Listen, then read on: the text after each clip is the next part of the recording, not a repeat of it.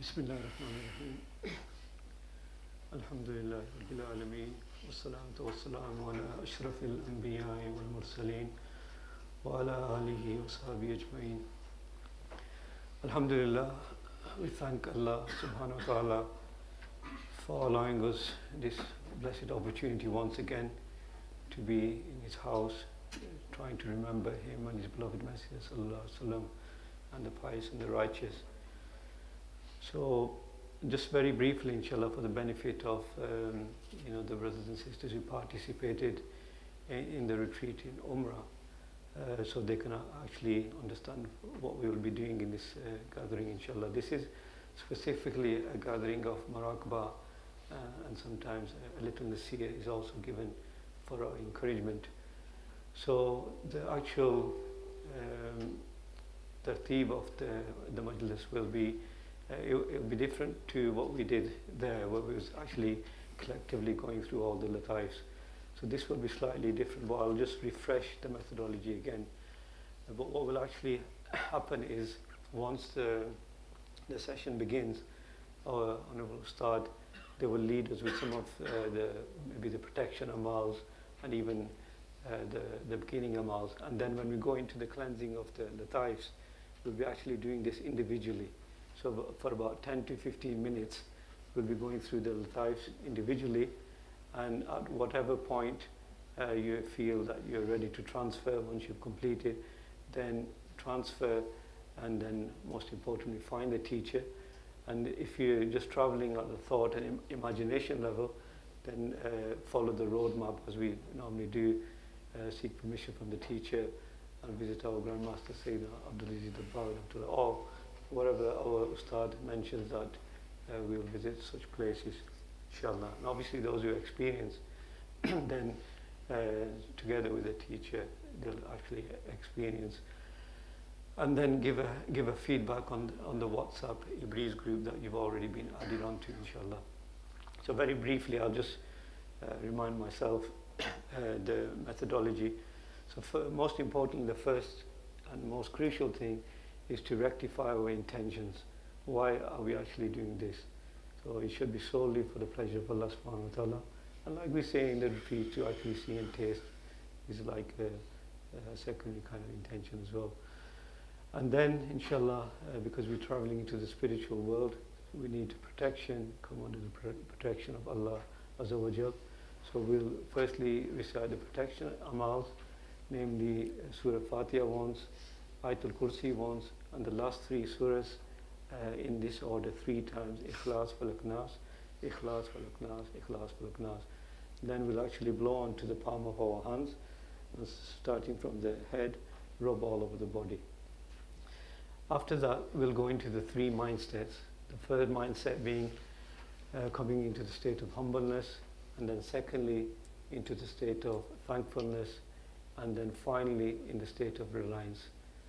And then inshallah we'll recite the beginning amals, Bismillah ar-Rahman ar-Rahim once, Astaghfar 3 times. This is to actually disconnect ourselves from the sins, and then 3 times Durood to connect ourselves with the Prophet alayhi salatu wasalam, and then 3 times La hawla wa la quwwata illa billah, again further solidifying ourselves with protection and saving ourselves from any shaitanic interference. And then we'll go into the methodology of the cleansing. And as we explained, and we always do in the retreat, there's 3 stages to this cleansing. So the first stage is actually like the preparation, where we try to visualize the name of Allah subhanahu wa ta'ala in a white color. As we take long deep breaths in, imagine the light from the name of Allah subhanahu wa ta'ala is descending onto our heads. And as we breathe in, it's entering the whole of our body. And as we breathe out through the mouth, so breathing in through the nose, visualizing the light coming in. And as we breathe out, we imagine all the worries and the darkness of sin is actually being released through the mouth. So this is the first part of the cleansing. Then we go into the second phase, which is cleansing of all the lataifs, beginning with the red latifa. So at that point, the next stage, we'll imagine the name of Allah in a beautiful red color, and as we breathe in, long deep breath through the nose. Imagine the light is actually directed to the red latifa, which is below the navel area.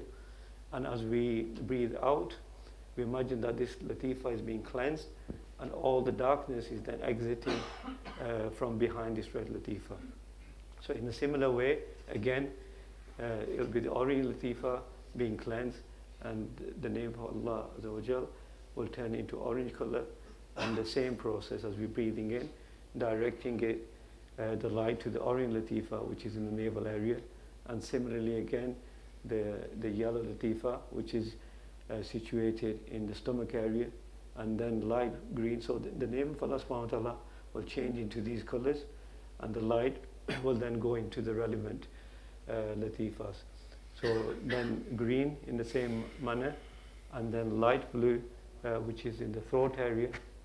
And the only difference, slight difference here now, with the dark blues, as we breathe in, we imagine the light is going directly into the dark blue latifa, which is in the forehead area, and cleansing in the same way, and the darkness releasing from behind the dark blue latifa. And then same again with the white, the beautiful light that comes from the name of Allah subhanahu wa ta'ala, directly into the white latifa, and cleansing and releasing from behind the white latifa. So this is the second part of the cleansing process.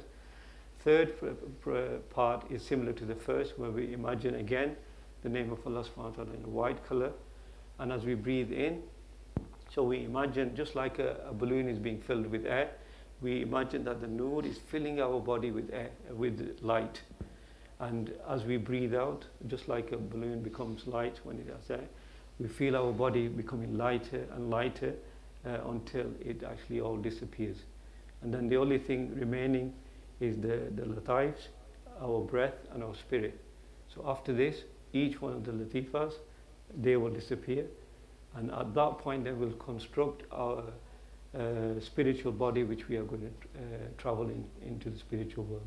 So an image of yourself, imagine sitting directly in front of you, and then in your own time, we're going to take the final golden breath, which is more like a blow, and we're going to transfer our spirit into the spiritual body.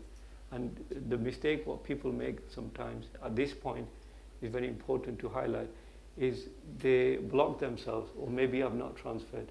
No, feel that 100% you've transferred, and let yourself flow. Use your mind, use your imagination, because these things are in our control. So we can imagine things, we can think of things. So imagine that now you're in that spiritual body, and then the most important thing is now find our blessed teacher, Sheikh Ahmad Tabarak Hafizullah. So think of the teacher, as they have many spiritual bodies, you may find them in different places. But now feel yourself with them, and meeting them and greeting them, and seeking permission to go further on the journey to Sayyidina Abdul Aziz Tabarak Rahmatullah, Sayyid Abdul Qadir Jilani Rahmatullah, and other mashaykhs as well. And then find yourself in Medina Sharif, and maybe even further, depending on where Allah subhanahu wa ta'ala, with His fazl and mercy, wants to take us, inshallah. So that's just a summary. Inshallah, now Ustad Qais will give us some targheeb and nasir, and continue with the MURAQBA.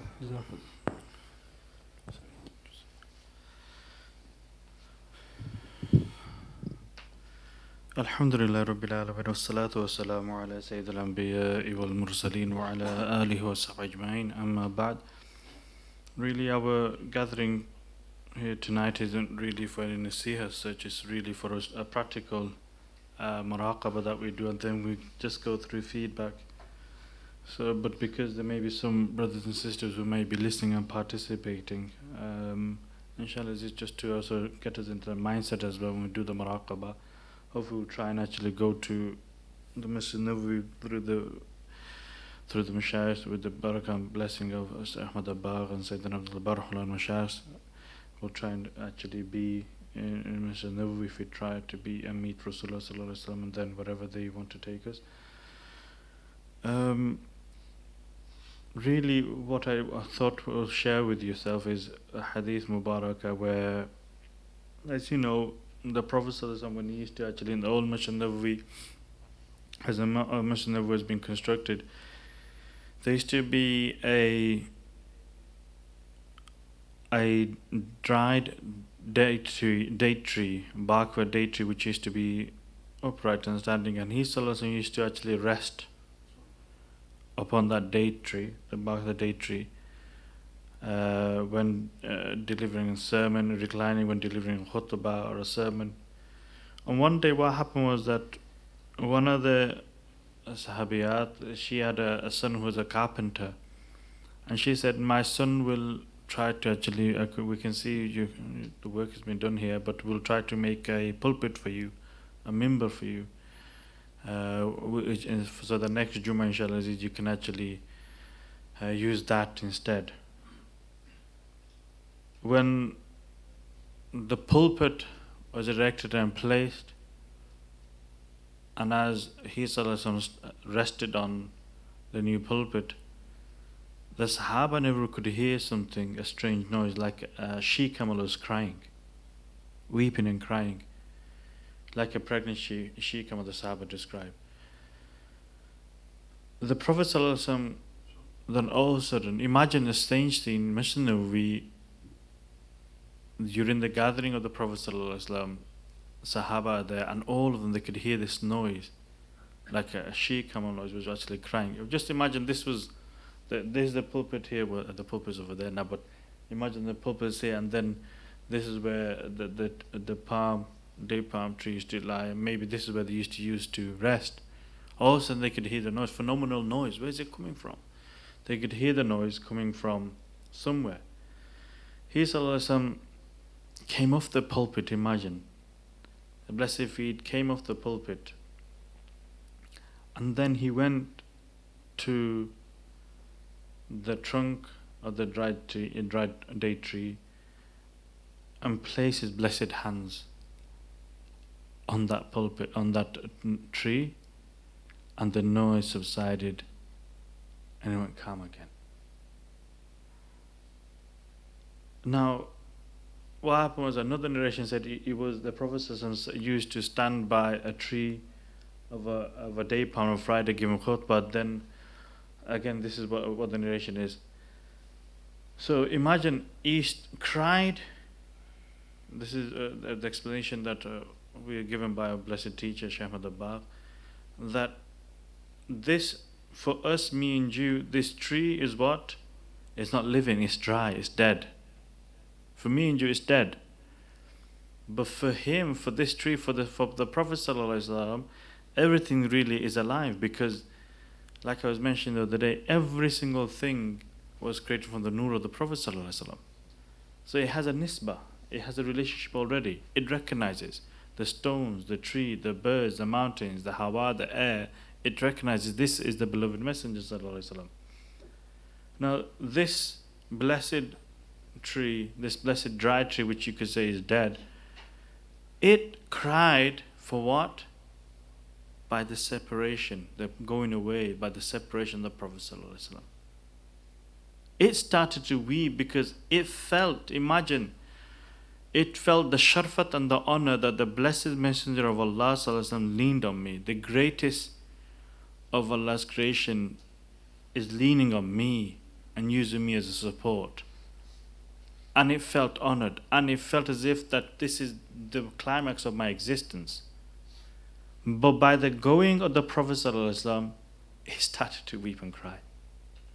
Where the Prophet hasn't left anywhere, but it's just going from one place and not being utilized to another pulpit. So it started to weep and cry. Our heart's so dead that something which is dry, bare, in our eyes non-existent, yet still cries and weeps by the separation of Prophet is mine. I'm talking about myself really. Is my heart so dead that we go so long, let alone visiting the Prophet, but so long not even actually remembering the Prophet, not even sending salawat upon the Prophet, not even actually sending any act upon any sunnah which will connect us back to the Prophet. Are we so dead that our heart does not weep with that separation? Is it how bitter and strong the bitterness is that of our hearts is so solidified that it cannot actually shed a tear for the Messenger of Allah sallallahu alaihi wasallam? And then what happens? He ﷺ, after hearing that weeping and crying, what happens? The Prophet ﷺ touches the blessed hand and it comes calm again. Now, wouldn't me and you also want that touch?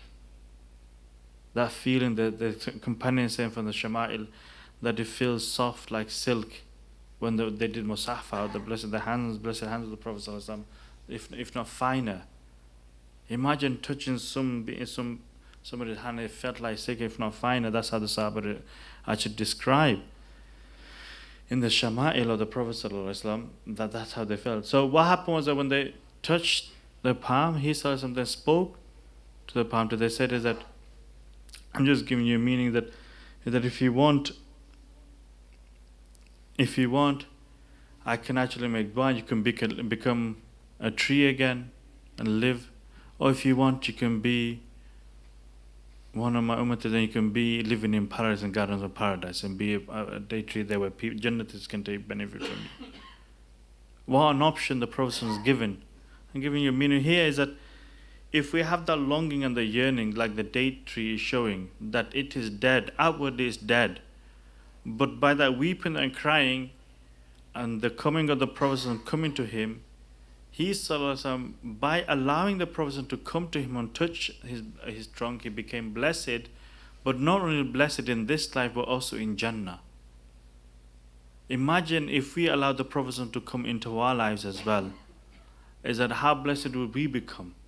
Is that tree effectively became alive again. It was given the option to be alive fully and be amongst the date trees and people on this worldly life, or it can be a tree in Jannah.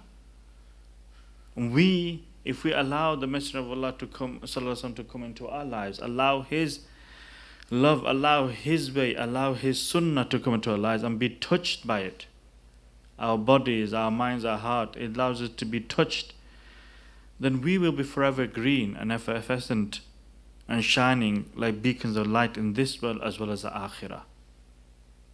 And we'll also achieve the eternal abode of paradise as well. But what we and you are not doing is just look how wonderful and blessed that tree is. Despite outward looking dead, our hearts are so hard that it has no time to, let alone think about our purpose in life, like about thinking about Allah, let alone the Prophet ﷺ. We have no time, we're too busy. We're going here and we're going there. We don't have time. And that's why in one sense that we say that we're people of spirituality. In one sense we could say that you have to give credit and due to those brothers and sisters that in these blessed days of Rabiul Awwal, every day there is a program going in one mosque to another, a house, another. You may criticize them, you may say, oh, they just do for the month of Rabiul Awwal last days, or maybe the first 12 days and that's it. But at least they're doing. At least they're remembering. At least at those 12 days, they're actually sacrificing the time they sleep to be in a place in which the remembrance of the Prophet is taking place. As much as you want to criticize, at least they're showing some love of the Prophet ﷺ. And we should try to manifest that, not just going to gatherings, but actually show and manifest that love in the form of action and in the form of following the Sunnah of the Prophet ﷺ and bringing, just like that dead tree became alive by the coming of the Prophet ﷺ, mean that by touching, it could be brought back to get roots, could be regrown, it could be given the option to be regrown and replanted, or it could be replanted in paradise. He chose paradise. But here, me and you, is that by the coming of the Prophet ﷺ into our lives, if it touches us, the Sunnah touches us, our hearts and our spirits become alive again. And our Iman becomes solidified, even more so. So here really is something for me and you to ponder upon and to actually realize how wonderful, how blessed that palm tree is.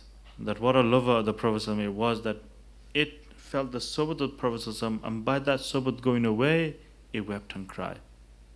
How many years goes past when we don't even go and visit the Prophet ﷺ, i.e. physically to Masjid Nabawi and give our salam? How many days goes past and months goes past when we don't even pick up a tasbih or recite durood and salawat sincerely? Not just in prayer, but outside of prayer. How many days a month go by that we don't actually even read the Seerah Mubarak of the Prophet Sallallahu Alaihi Wasallam? How many days a month go by or years go by that we don't try to act upon in Sunnah? That here we just, it's as if, oh, it's just in the books, it's just a Shamal, we take as a subject, we take as a learning curve, and it's written in the books and that's it. We should be more like the Sahaba radhiyallahu ajma'in, where they were people of Sami'na wa Ata'na. They were heard and they obeyed. And what we are is Sami'na wa Asayna. We hear and we forget. That's what we are. Is that we hear and we forget. And we don't bother. It's as if going in one ear and going out of the other ear. So imagine to be, to feel, to touch, to speak, to hear the Prophet Sallallahu Alaihi Wasallam. As one of the Mashayikh has said, is that more beautiful, more greater than Jannah is the Prophet Sallallahu Alaihi Wasallam himself. More greater than this is because Jannah is like the eyes and the nose Mubarak of the Prophet Sallallahu Alaihi Wasallam. It doesn't even compare to the beauty of the Prophet Sallallahu Alaihi Wasallam. So how beautiful, how handsome must the Prophet Sallallahu Alaihi Wasallam be? And imagine if we are blessed to be able to see the Prophet Sallallahu Alaihi Wasallam. So this is the type of yearning, like this plant, this date tree, a dead bark, you could say, from me and you, is yearning to be with the Prophet Sallallahu Alaihi Wasallam. It's teaching me and you how our yearning should be, how much we should want. Imagine it was happy, it felt ecstasy, it felt joyous that the Prophet is leaning against him. The message of Rasulullah needs our mine and your support. We should be able to carry that burden of support, burden of weight to earn that message to others, to the masses. That is like we can be the leaders of support, or that we can be towards the Prophet in terms of conveying the message. We're not even doing that. Really, it's about myself here we talk about really, is that really is a reminder for myself and yourself, is that really we should be sincere people and try to learn from these wonderful beings, both inanimate and animate in terms of our eyes, but inside Allah, that everything is living and everything can speak and everything communicates. It's just that myself and yourself, we just think we're the ones who are alive and that's it. So now imagine the atmosphere when we do go to MURAQBA, maybe use these scenes and scenarios, but imagine that the imprint of the Prophet ﷺ on this face of the earth, that sky of Makkah, Medina, and the places the Prophet visited, it witnessed, how is it feeling of the going of the Prophet ﷺ? That land, blessed land in which the Prophet ﷺ treaded on and walked upon, how is that land feeling? Ask Uhud, how is Uhud feeling? Ask Ghar Hira, how is that feeling? Ask these mountains, ask the moon and the sun that witnessed the Prophet ﷺ, how are they feeling with the separation of Prophet ﷺ. His legacy has been treaded on. Like we mentioned, his legacy is definitely all over for us, for me and you to follow and tread upon. And what happens is that imagine how happy the sky becomes, the air becomes, the sun becomes, the moon becomes, the birds become, the trees and all these things which witnessed, the angels become, when they see somebody imitating and following and treading upon the same path as which the Prophet tread on. And this is Tariqat Muhammadiyah. This is the path of Rasulullah Sallallahu Alaihi Wasallam. How blessed it is for us to even tread on that path. So my dear brothers and elders and sisters, is that try to be in that mindset of wanting and being in the meeting and the gathering of the Prophet ﷺ through our beloved teacher, our Master Shaykh Ahmad Abbaq, through them, that everything is access to us. And this is, I emphasize this more and more. We don't need, for us, is that we don't need to be anywhere, anyone or anything. For us, is that they are the key. If we see our Master, for example, people get upset, I only see Shaykh Ahmad Abbaq and that's it. Nothing else, nothing. And they feel as though that's very bad. This is it. If you see Shaykh Ahmad Abbaq, alhamdulillah, you have actually seen everything. Because we believe, and fully 100%, is that our Master has seen Prophet ﷺ, our Master has seen the Sahaba, our Master has seen and met all of these things. So if we see, we're actually seeing everything. If we're speaking with our Master who has spoken to all of these personalities. But it's through our master, Shaykh Ahmad Dabagh, that we get all the fuzats and the blessing. Even if another buzurg, even if another wali wanted a blessing, even at the barakat, let's say here, a piece of carpet, all that best blessing from the carpet, from a handkerchief, from a fruit, from a date, from a pen, from a scarf, from whatever it is, of mashaykhs and different blessings of other mashaykhs, other buzurgs, etc., etc. Or if there are a buzurg who passed away, prophets and all these different personalities, imagine it's like all these fairs are coming through one being and one personality, and that's Shaykh Ahmad Dabagh. And if they don't want to actually, if they mean that they don't never want to actually deprive you, but if we sing, oh, who's Shaykh Ahmad Dabagh? Why you? I don't know. Then it's as if you are saying, rejecting and all of these. Oh, I want to go here, this buzurg, I want to meet him. I want to meet this, I love him, I'm showing. When really these buzurgs are saying is that, do I have ijazah and permission to give him fairs or not? I want to give him this fairs. The Shaykh Ahmad will say, no, yes, you can give him, but I'll give it at a different portion. This is what your Shaykh does. Sometimes the fairs that the buzurg wants to give may be so much that he can't bear it. So they're like a transformer in which reduces so that we can actually absorb it, so we can actually tell it doesn't actually make him go insane. You go to Makkah, you go Medina, you go all the different places, you're at the epicenter of affairs, you go completely, if all of that actually hit without a guide, then you could be completely going insane and mental imbalance. So it's through this wonderful personality that everything can be achieved, from whomever and whatever. It's through this being.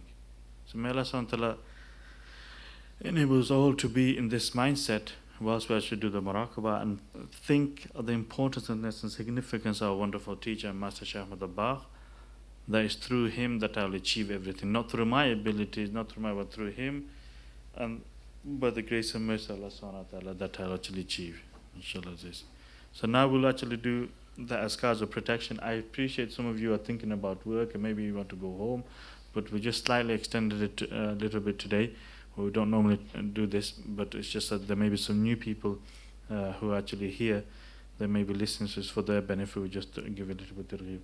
So now, inshallah, if we turn the light off, then inshallah we'll recite the amals of protection and then the beginning amals. Then, as Brother Ghuffam said, we'll do the three processes of preparation, cleansing, and transfer, and try to actually then go to Masjid Nabawi Sharif.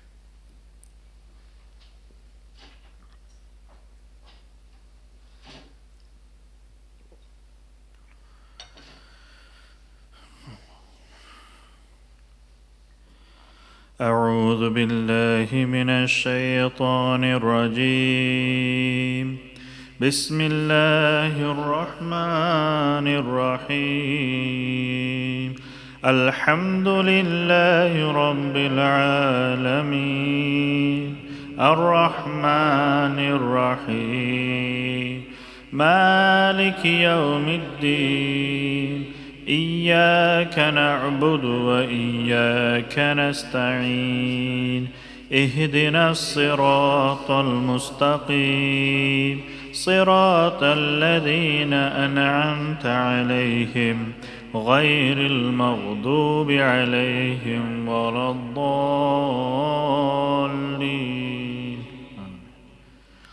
الله لا إله إلا هو الحي القيوم لا تأخذه سنة ولا نوم له ما في السماوات وما في الأرض من ذا الذي يشفع عنده إلا بإذنه يعلم ما بين أيديهم وما خلفهم ولا يحيطون بشيء من علمه إلا بما شاء وسع كرسي السماوات والأرض ولا يؤوده حفظهما وهو العلي العظيم بسم الله الرحمن الرحيم قل هو الله أحد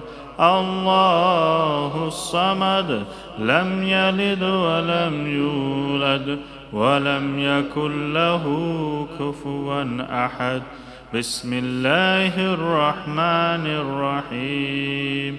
قل أعوذ برب الفلق من شر ما خلق ومن شر غاسق إذا وقب ومن شر النفاثات في العقد ومن شر حاسد إذا حسد. بسم الله الرحمن الرحيم. قل أعوذ برب الناس ملك الناس إله الناس من شر الوسواس الخناس الذي يوسوس في صدور الناس من الجنة والناس. بسم الله الرحمن الرحيم. قل هو الله أحد الله الصمد.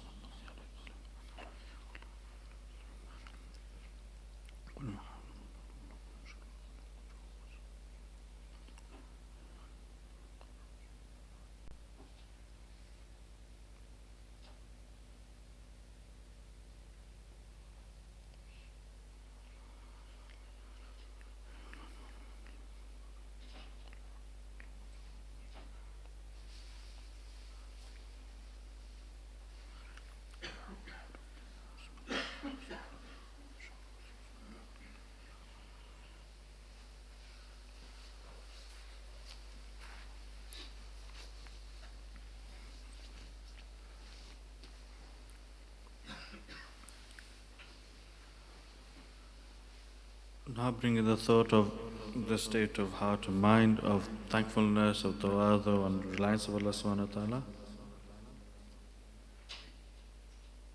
Then inshallah we'll do the preparation on Bismillahir Rahmanir Rahim.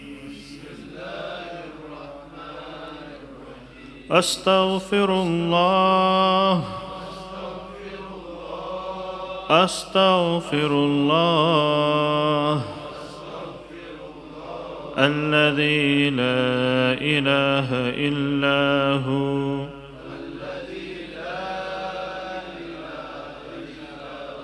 الحي القيوم وأتوب إليه. أستغفر الله وأتوب إليه.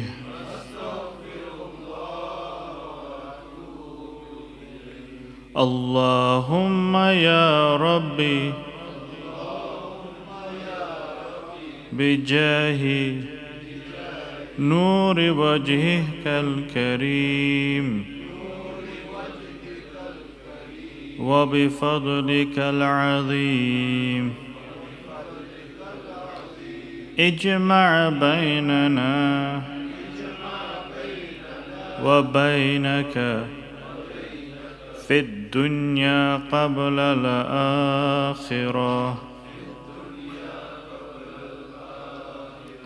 اللهم يا ربي بجاه سيدنا محمد ابن عبد الله صلى الله عليه وعلى آله وسلم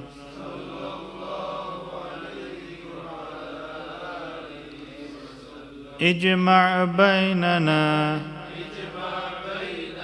وبين سيدنا محمد ابن عبد الله في الدنيا قبل الآخرة. اللهم صل وسلم وبارك على سيدنا محمد وعلى آله وأصحابه أجمعين. لا حول ولا قوة إلا بالله. لا حول ولا قوة إلا بالله. لا حول ولا قوة إلا بالله.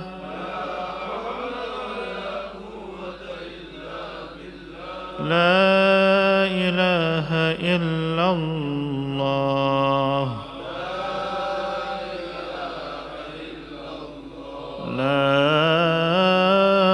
إله إلا الله. محمد رسول الله.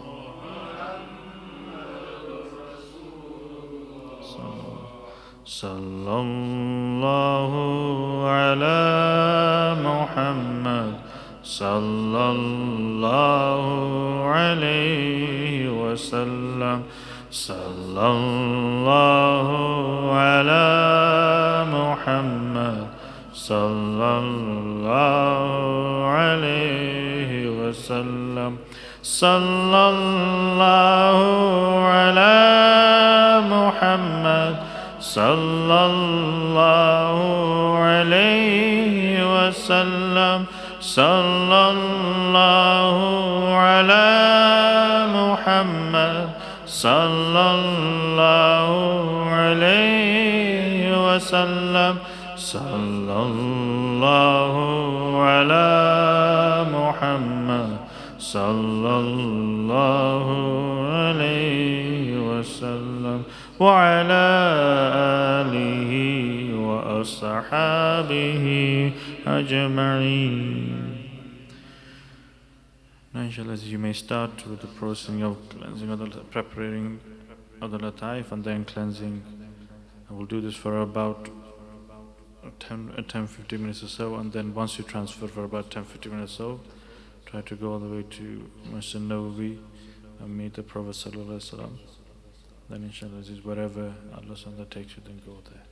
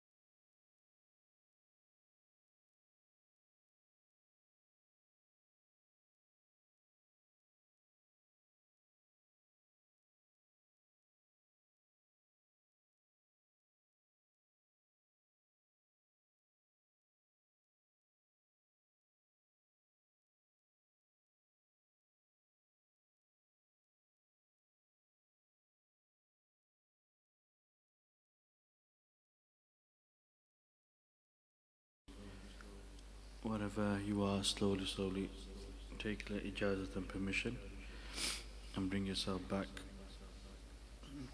to your body and to the masjid.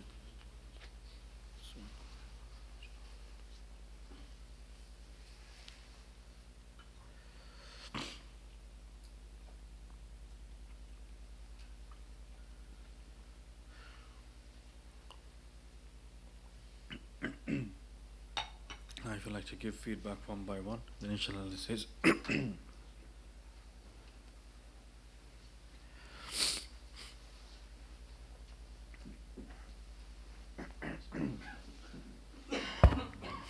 Bismillahirrahmanirrahim. So after the transfer, it was though the Hasab was leading, and the way we was in, we was like going into a town, and on the town the notice board said Tariqa Muhammadiyya. And as we came into this town, there was like different areas, and this was where the brothers were living in their own sort of personal houses. So when we was going down the main sort of town area, all the brothers was at first all the brothers were sort of chipping in to make the town hall, and then slowly but surely your brothers started to retreat away, and then they started to focus on their own personal homes. And so there was an area that was situated where the Dawa brothers lived. There was an area where sort of the media brothers lived. There was an area where production, where the Ustads lived, and it was around the sort of town centre. And slowly but surely, as the brothers were retreating, there was only a handful of your brothers and Ustads who was first of all maintaining their own houses to an extent, but there was also focusing on the town hall, and then there was also helping other brothers in their issues. And at this point I saw Hasab, and Hasab was wearing overalls. They was wearing the jubba, a high vis over the jubba, the Imam Sharif, and it was the Imam Sharif, and they were signifying like your construction work, and Hasab was everywhere, as in each of the brothers' houses. Hasab was helping in the town hall, and the reformation of the town hall. Hasab was there. In the other towns and cities, Hasab was there, and they was getting extremely sort of tired, and then they came to visit my house, and it was a sort of bare house with a picture of Hasab in each room. And then Hasab said that take a step back, let's go into the town centre. And in the town centre, I saw myself working alongside a couple of the Ustads and a couple of other brothers, and we went into the places, and we went back to my house, and Hasab then mentioned that from now onwards, the mindset that you should adopt is that all your sins have been forgiven and they've turned into good deeds. And also for this next week, read one page of Iblis,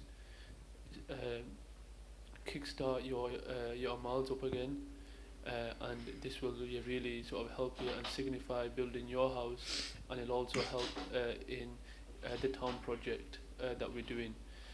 Then I asked Hasab, what does the town project signify? They said that is the actual message itself, and day and night we work for the actual message.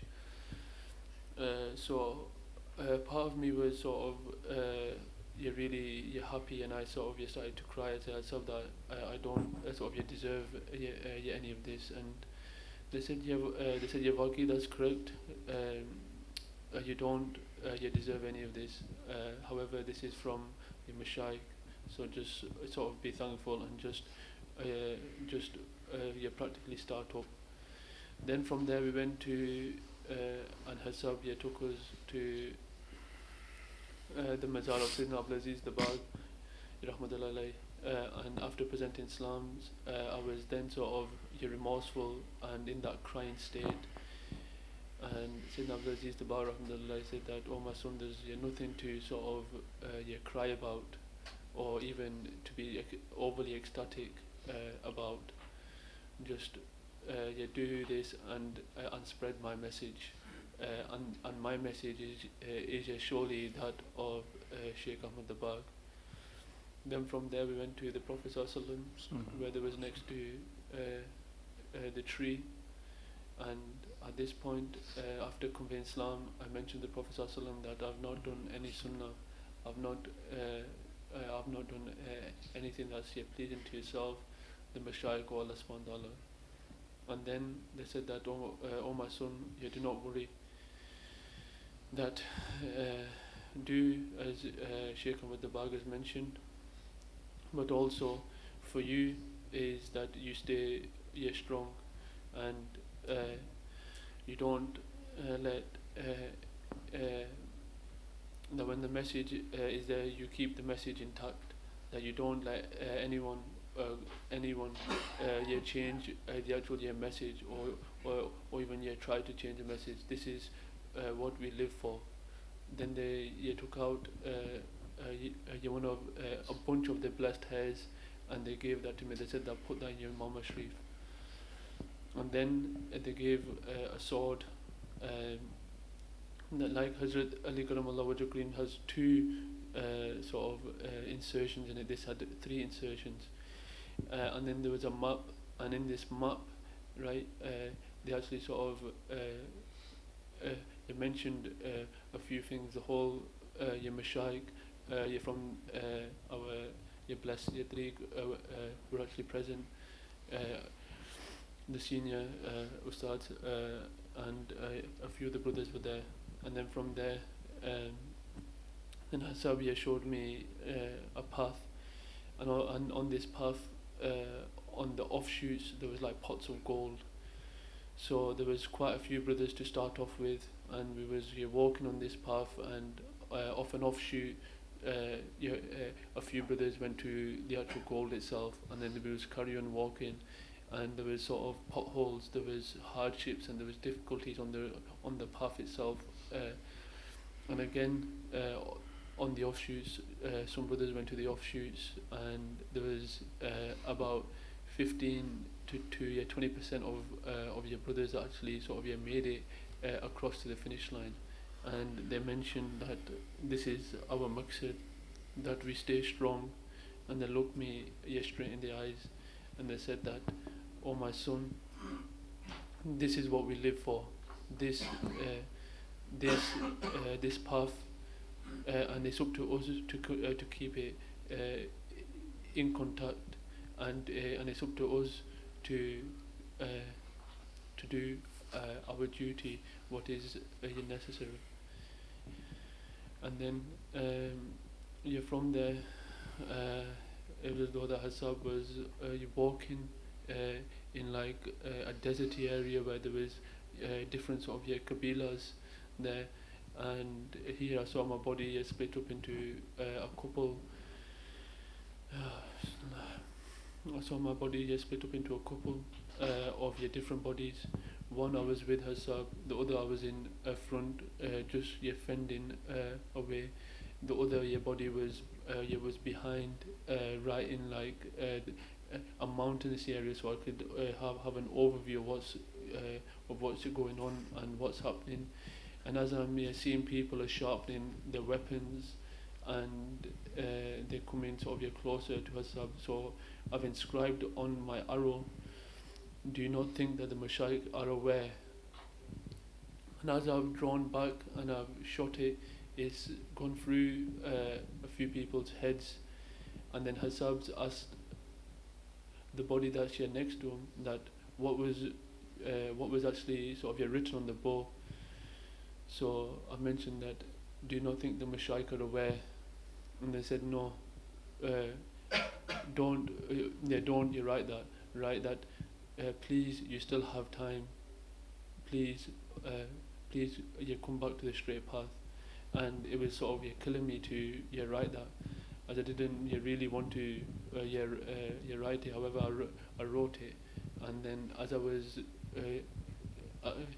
still sort of writing that into the boards and releasing, and then Ustad guys mentioned that to come back, and they mentioned that you don't have ijazat. This is our life, and this is our way, that we stay here through gum and hushi, through pain and sorrow, through happiness and excitement. This is what we do, and just open my eyes up from there.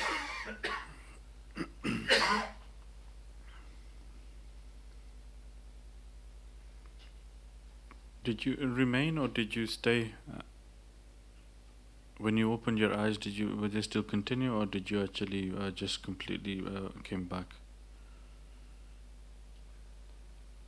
It was part of me is sort of still there, so I can still see in your flashbacks what's occurring.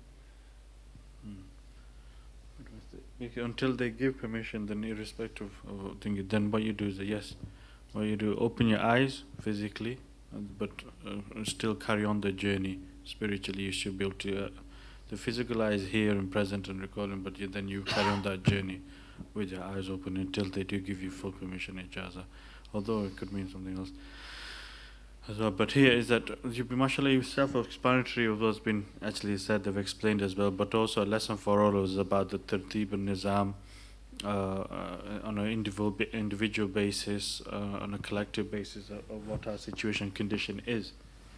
That individually how we are, how we're performing, and then what happens is that sometimes we assigned with tasks and different departments and different duties that we've been given. Then by doing that, what happens is that whenever, how you see the functioning of the department function, only if you yourself are functioning properly as well. You see, they say that in an organization is made up of individuals. So you have a department, you have different departments, you got the bar welfare, you got media, you got all these different departments, you got dawah department, security, and all these different things. Each of those departments are made of individuals, and if what happens is that department will function and flourish ever-recently and magnificently and beautifully if each individual is also beautiful and actually working to the full capacity. What happens with myself and yourself is that we go to those departments sometimes, and then what happens, we realize, oh dear, what happens if we start being neglectful of our own selves. We don't do our amals, we don't do our deeds, and we don't carry out our tasks.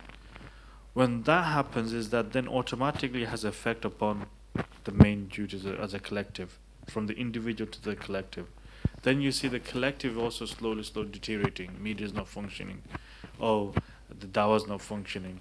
Oh, the administration is not functioning, and so on. Or you start seeing cracks in the departments, as they say. Why those cracks are coming? Because as individuals, we're not doing our task. So what, like you're saying, is that then what happens is that people say, oh, I'm going, it doesn't matter, I want to leave my bit, etc., etc. They leave the main message of promoting the message, and they're also, to their own extent, they're trying, but really they're failing there as well, on their own individual selves as well.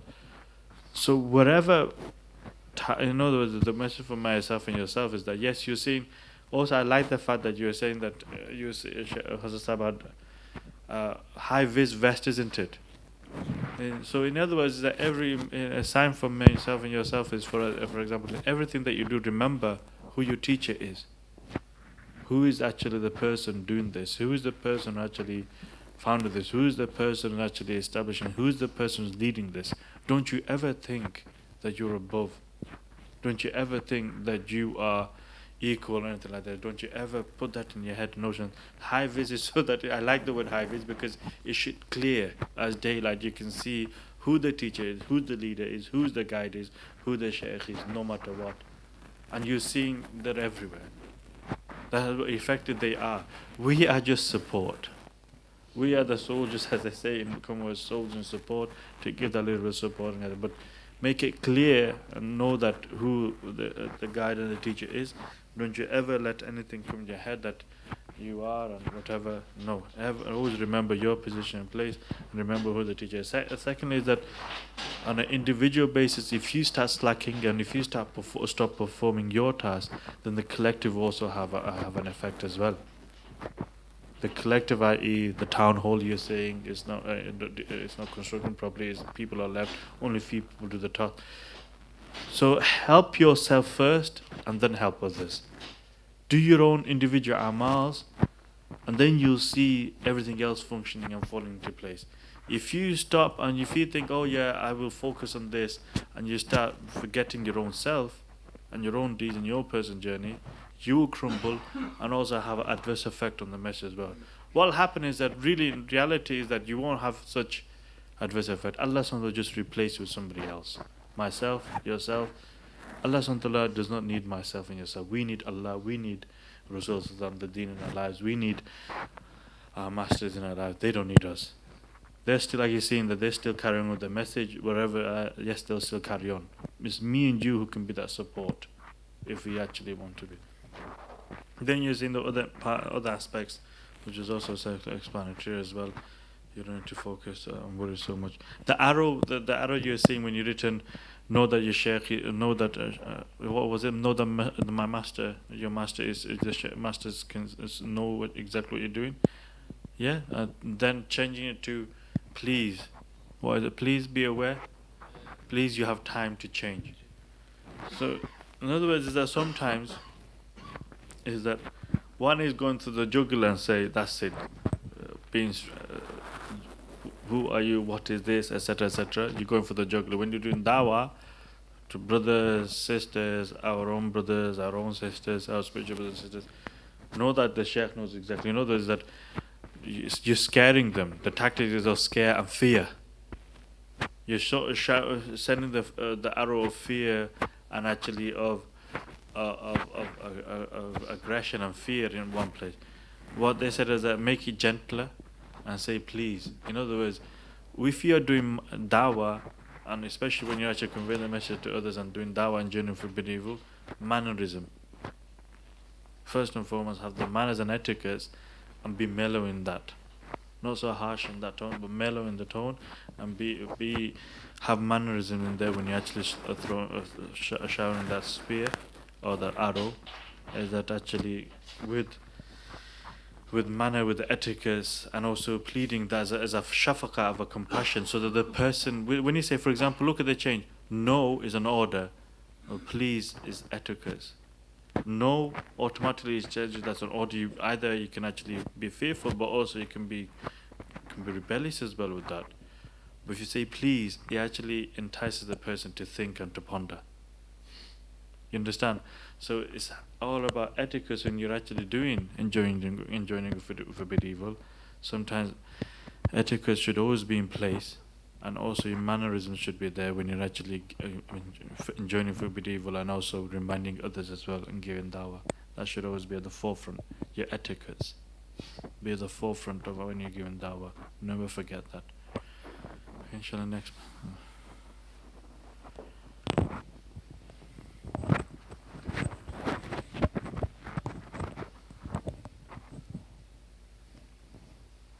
Assalamu alaikum. Walaikum assalam. Azhar transferred and met Hazrat Sahib at the streets of Medina Sharif, where they were making their way to Masjid Nabi. They sat down on a bench and they told me to sit beside them and mentioned that one should never react when they are angry, because when he does, he will only fall. They also mentioned that a person on the path will make mistakes, but it is what he learns from these mistakes that allows him to advance further. Then the scene changed, where Hazrat Sahib and me were outside the Jali Mubarak, where we were reading the Durood Sharif, and then we were asked to return. MashaAllah.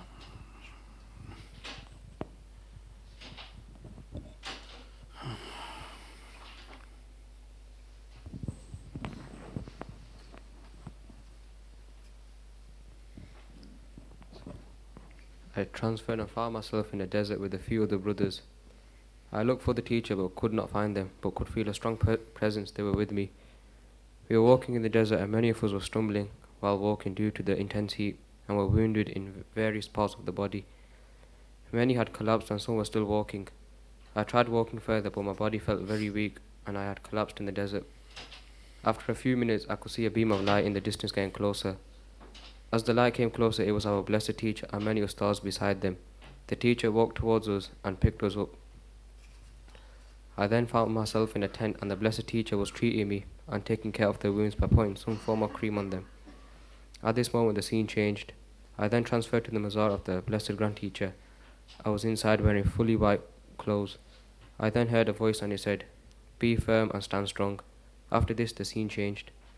We were outside the Rosa Mubarak with the blessed teacher and I asked for forgiveness for my shortcomings and a beam of light from the Rosa Mubarak struck our hearts which became illuminated. Then the blessed teacher began reciting the Ruh Sharif and the vision had faded. Well, now you've seen the support that the teacher, that this is what they really do. They're spiritual physicians, and they're always actually every day, every month. We can't even tell. But spiritual, they're actually sewing us up, fixing ourselves, and blessing us, and so on and so on. And by seeing the other side, that you can always, if they're not physically, to get that support and help us. Sometimes also you can ask the Asatizahs to actually help you a little bit, motivation to encourage you so that you can take those steps. As you see in the desert, you're completely exhausted and tired, and sometimes what happens is that you need that brother to help you also, to help and support. And that's something which I'm finding is that we are seldomly doing nowadays amongst spiritual brothers and sisters, is that I can say this because obviously as much as you want to say I'm your brother, I'm not a teacher really, is that I can say this as a brother to a brother, is that here is we really ought to be doing this more regularly, although I think Naveed tries that on a Monday, but even irrespective of informal or formally, is that really when we go upstairs, when you go for the langar, when you go for the meal, that is like the ideal and optimal time to actually then ask each other, come on, how you going, what's happening, how you struggling, what's going on, are you okay? And what's happened is that is when you really start, you should be okay. Because look, if you're thinking we're all ustads here, we're all teachers here, I'm an ustad, that's wrong. It's good if you have that good intention and you think good, mashallah, Allah reward you. And then they, I'm a brother, I'm ill, I make mistakes, I'm diseased as well, I am not cured. I am not cured and I have faults myself, I have weaknesses myself. Allah forgive me, but this is, we're trying, at least we say we try. But there are certain things that we might have made mistakes in that we can actually say, listen, try and actually don't make that mistake. Or are you going to that, okay, I once also struggled like this as well.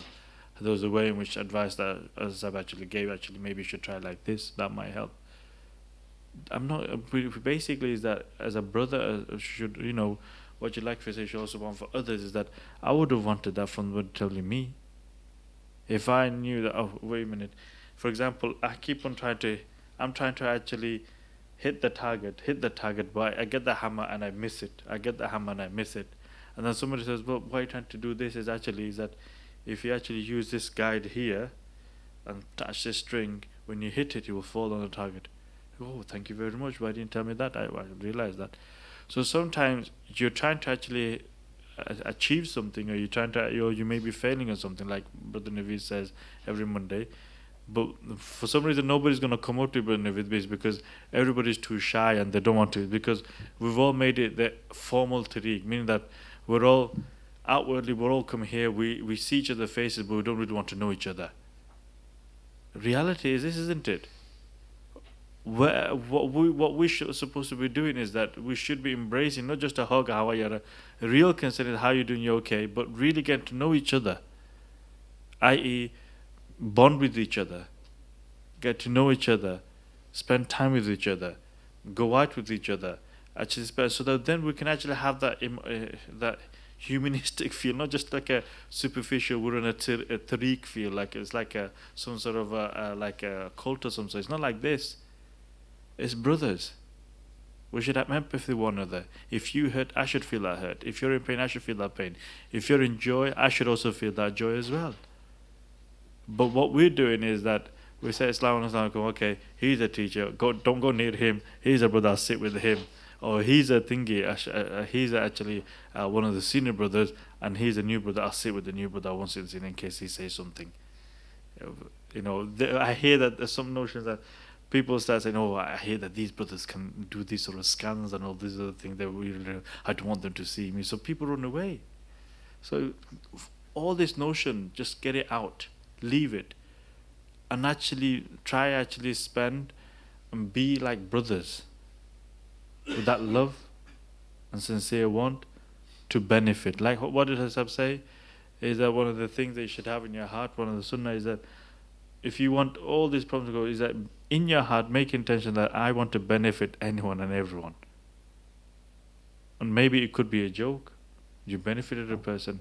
Obviously, if you look at me, you'll all laugh, so it's okay. Alhamdulillah, that's good.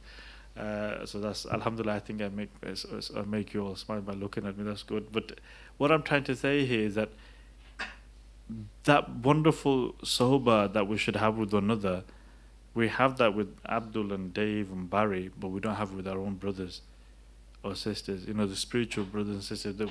For sisters, for brothers, we don't seem to have that. Why? It's like a superficial thing.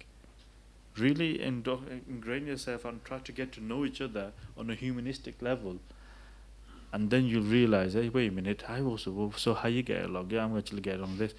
I mean, for example, when was the last time, actually look at one another, is that you've spoken to one another and said, listen, what did you understand about today's program?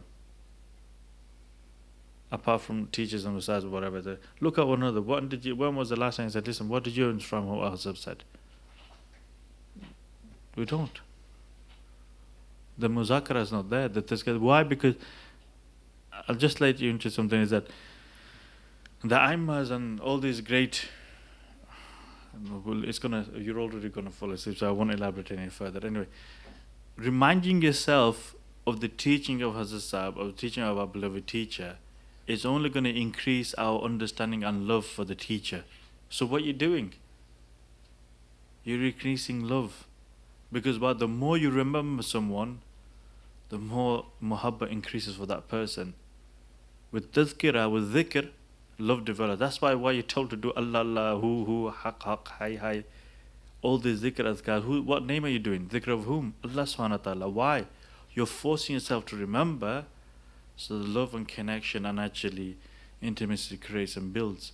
If you force yourself to remember the teaching of our own beloved teacher, your love, your connection builds for the teacher. You understand? So if for example, if Layla Majnoon, what was Majnoon doing? He's always talking about Layla. All the time. He'll see, hear Layla. That's what he'll be doing. So we should be Majnoon in what? The remembrance of our Shaykh. Remembrance of our teacher.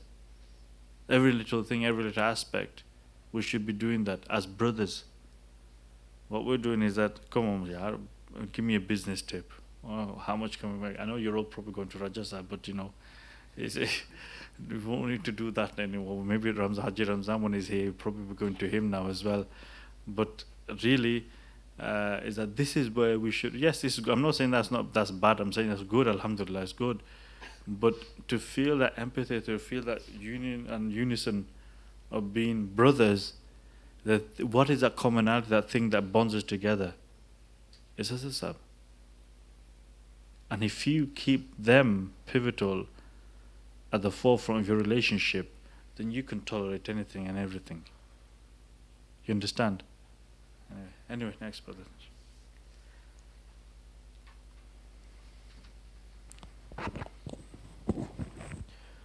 Bismillah ar-Rahman ar-Rahim.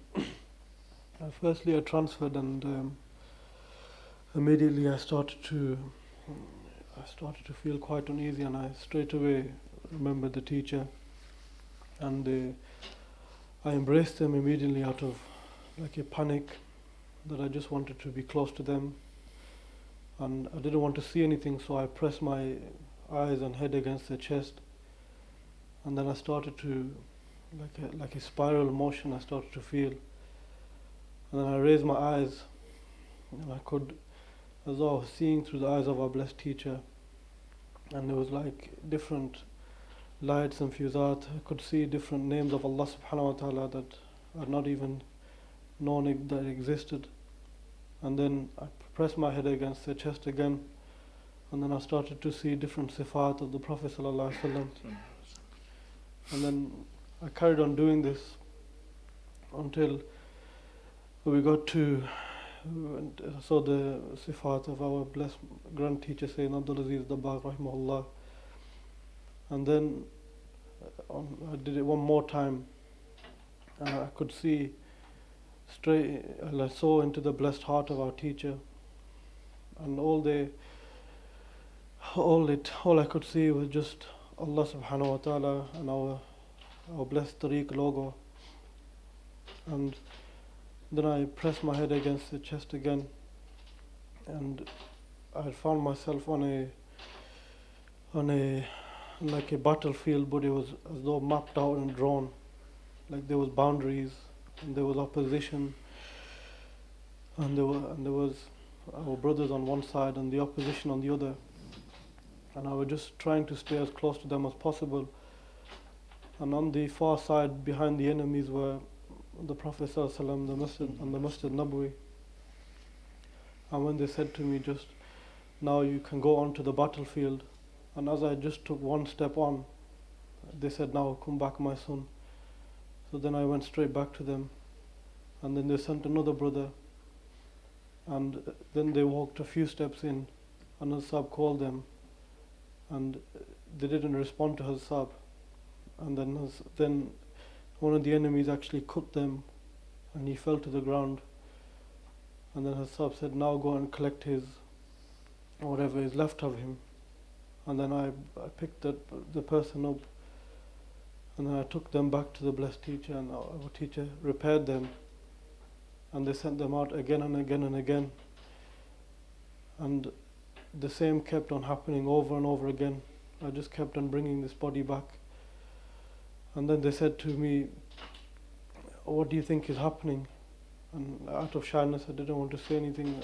I would like to be empty in front of them and not even know anything, not even have an akal, mind or heart. And they said, he has forgotten me, and he is not remembering me. And then now they said, you go. And then through the whole army, the whole battle, it was as though I just ghosted my way through, like I was invisible. And I got to the other side, to the blessed masjid of the Prophet ﷺ, and the Prophet ﷺ was there. And then our blessed teacher actually guided us through the doors, and from there I just sat, just looking and gazing upon just the blessed feet of the Prophet ﷺ. I couldn't even raise my eyes out of shyness, and out of my eyes are not worthy to even look upon them. So then I just sat there, and I just remained in that state until the end of the vision. One of the great mashayikhs, they used to say, when the murideens used to ask, my situation's so bad, it's not good, etc., etc. So the right is that tell me, ask me, and they would say that, have you seen me in a dream recently? They say, yes, of course I've seen it. Then you're alright. Then you're okay, you're fine, don't worry, carry on, be steadfast. Or have you seen me in a vision? Yes, I have. Yes, you're alright, just carry on. I cannot emphasize what one of the things that Abid has been saying is that thinking, remembering one's teacher is like being alive. Thinking, seeing, remembering one's teacher, the teachings of one teacher is you, because it's through them you attain spiritual, you attain birth, spiritual birth. You came to in the spiritual world through them. And if you've forgotten your parent and you've forgotten your father, your mother, then it's as if you're dead. Spiritually, in one sense, is that, well, I know you might be thinking, Brother Cases today is very much of this. I'm just saying what this brother is saying is that yes, you can be saying this, but here is that really effectively, like you see, the person goes on the battlefield, he doesn't listen to the instruction, he's dying. That is what's happening. If you don't follow the teaching, and if you don't remember your teacher and you don't follow the teaching, you are effectively dying every day. Dying against your enemy, Although you're on a fight, you're losing. Once you remember your teacher, once you naturally adopt his teachings and what he's told you to do, that is when true success will come to you. Instantly. I am not kidding you, instantly. Is that you start, by the power of Allah subhanahu wa ta'ala, which is envisioned through the Mashayikh, is that you start remembering your teacher, you start actually abiding by the instructions they're giving you, and you start actually remembering them, following the instruction, following their guidance, because this is instruction and guidance to achieve Allah subhanahu wa ta'ala and actually defeat the shaitan and nafs. Obviously you're going to be successful. But if you forget, you don't think, you don't remember, you don't bother going to the gathering, you'll then dictate that. You see, many times you won't bother to gathering, then you'll see who's doing the gathering. Oh, if that person is doing the gathering, I won't bother going today. Again, here you go, that brother doing the, oh, if that brother doing MURAQBA, I won't go today. Why? It's because that brother, again, hukum, command of the teacher. If only if you brothers were able to see how important it is, the significance of a command, how pivotal it is, how important it is, and how much it is, weighty it is, that if you're able to uphold that command and actually follow, then real benefit really comes then. When they're not present and you've carried out that execute that command, that is when the real fusat and blessing actually comes, because you've not done it. What? When them physically is not being given, you're given even greater status and high honor, because it's the hukum. You understand? That following that command, when the physically not present, you've actually come, there's even more blessing and even more actually qurbaniness by actually doing that. But if you treat it like this, oh, I'll only show my presence when Hunsab's there, I'll only listen when they're there, and then when they're gone, it doesn't matter, I'll also be gone as well. Do you not think, like you hear him, do you not think they can see this and they can hear this? So thinking about one's teacher, seeing one's teacher, like it was said to you many times, is that this is their miraj. For me and you, this is our miraj, to be in the presence of our teacher, to see them physically or spiritually. It's our miraj, it's our ascension, it's our life, it's our blood. It's like makes our pumps our blood around the veins. It's the pump, that the energy that's needed is to be in that sobat, to be in the presence of our teacher is like everything. You'd want to give up everything for. That is how it should feel. And then what happened is that then on top of that, you're adopting the hukum that be present in the gathering, maintain that, sustain that.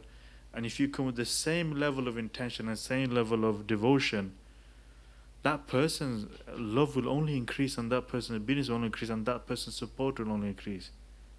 Why? He's giving preference to the command of one sheikh. That is why. And the next, but I'll make this last one, because I can see your brothers are agitating and I don't really want to take much of your time. You've got work to go to. So I'll take one more brother, inshallah. Somebody who's never said anything. I think we need to next week maybe revolve around the table and get those brothers who don't say anything normally.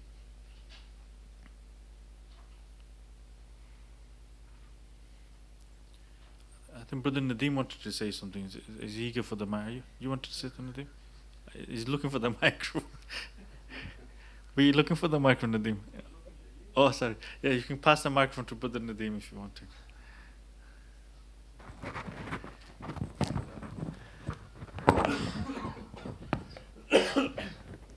Sorry, Brother Bilal, did you want to say something? We can hear you, inshallah, after that. Okay, take. No, I can give it to him now. Not. Assalamu alaikum. Wa alaikum assalam wa rahmatullah. I followed the Lataif process. As soon as I started, I felt like a coolness, tingly feeling on the throat, the chin, just where I felt or imagined the breathing process. It happened on some of the Lataif, but not all of them. What happened? The tingly feeling, the coolness? Yeah, the coolness and tingly feeling. As soon as I started on the red Lataif, I felt it straight away. As soon as I started, some of them it disappeared, some of them it kept coming again.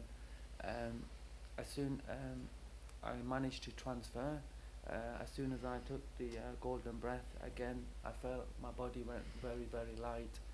I thought about the Sahab straight away. I found them sitting next to the Mazar of Sayyidina Abdul Aziz, the Bab Rahmahullah. The door was kind of opened already. I asked for permission to come in, and then I found myself just sitting in front of them. For a short while I just sat, didn't speak or anything like that. After I gave salam to Sayyidina Abdul Aziz, the Bab, whilst giving salam, there was a yearning and cry of asking for forgiveness for not following the tariq as well as I should. And then I spoke to Aziz Sahab and said that, I'm all yours, and then the scene kind of changed, and then I found myself outside of Medina Sharif, sitting outside. I think it's the gate, Bab al-Salam gate, and could see the dome, the Qumma Sharif of Prophet ﷺ. And then we sat there for a while. We gave salam, and then I just could see like a golden kind of gate just being illuminated, and then it seemed like it was the Jali Mubarak of the Prophet ﷺ. And then it seemed like we were sitting outside the Jali Mubarak with Aziz Sahab. We gave salam, and then we were told to return back. So.